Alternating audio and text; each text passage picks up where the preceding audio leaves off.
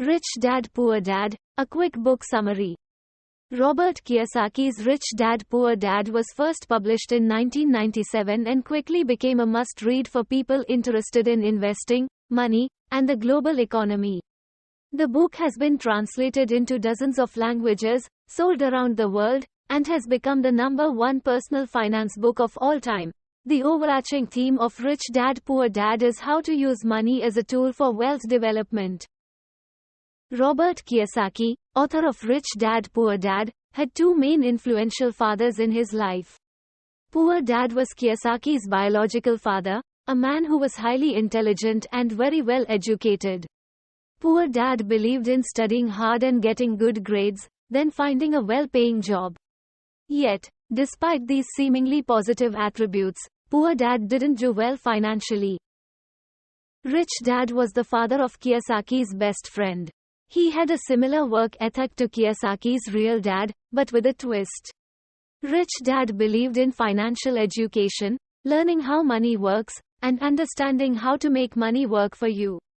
Although he was an 8th grade dropout, Rich Dad eventually became a millionaire by putting the power of money to work for him.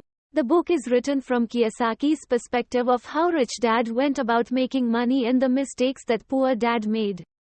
The first 6 chapters of Rich Dad Poor Dad make up about 2/3 of the book and discuss the 6 lessons that Kiyosaki learned from his rich dad. Chapter 1. The Rich Don't Work for Money. Oftentimes people misunderstand the title of this chapter, and mistakenly believe that it means the rich don't work. In fact, the complete opposite is true. Instead of reading the chapter title as, The Rich Don't Work for Money, what Kiyosaki means to say is that, the rich don't work for money. Note that by putting the emphasis on the word, money, this section takes on an entirely different meaning. The truth is that the majority of rich people do work very hard, but they go about it differently than most people do.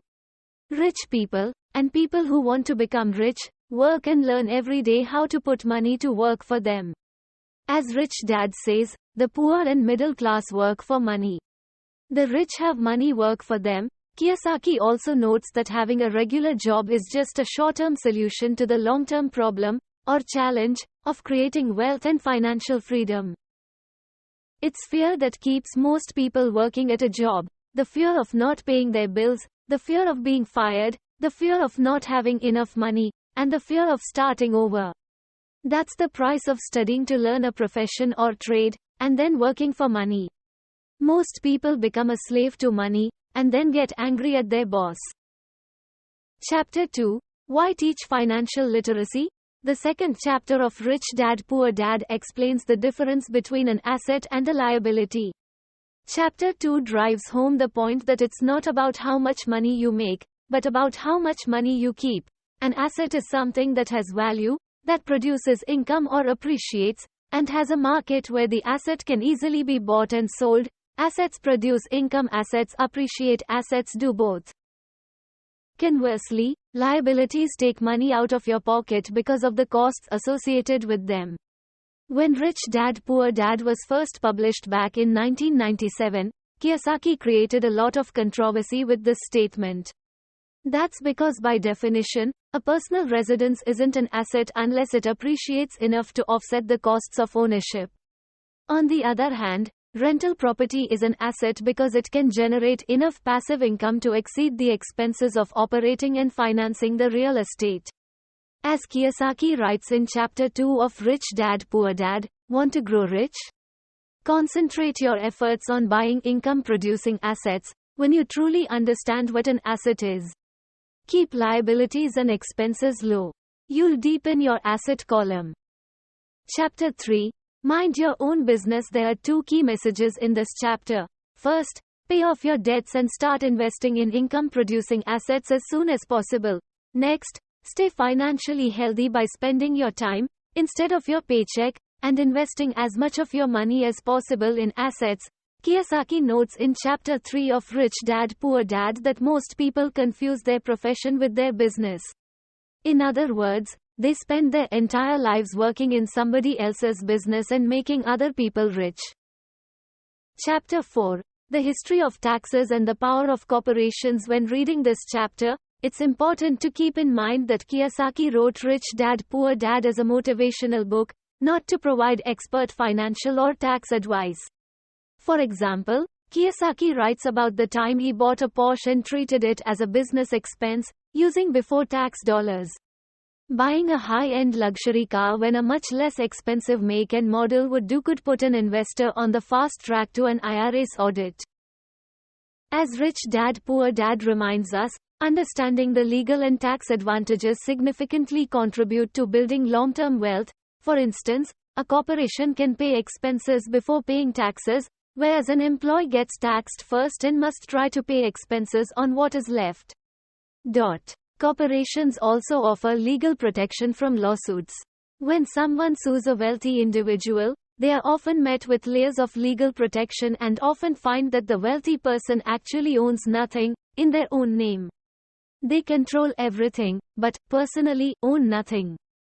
Chapter 5. The rich invent money. Inventing money means finding opportunities or deals that other people don't have the skill, knowledge, resources, or contacts for. In Chapter 5, Rich Dad Poor Dad explains there are two types of investors. Investment packages are bought by people who entrust their money to a developer or fund manager. This is the way that most people invest, such as buying shares of an ETF or putting money into a real estate crowdfunding venture. Professional investors look after their own investments, research the market to find deals that make sense, then hire professionals to manage the daily oversight. Professional investors have three things in common. Identify opportunities that other people have not found. Raise funds for investment. Work with other intelligent people. Chapter 6.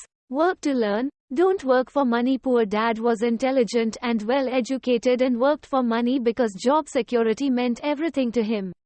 Rich Dad became a millionaire by working to learn. As Kiyosaki writes, I recommend to young people to seek work for what they will learn, more than what they will earn. Look down the road at what skills they want to acquire before choosing a specific profession and before getting trapped in the rat race. Chapter 7 of Rich Dad Poor Dad begins by noting that, the primary difference between a rich person and a poor person is how they manage fear.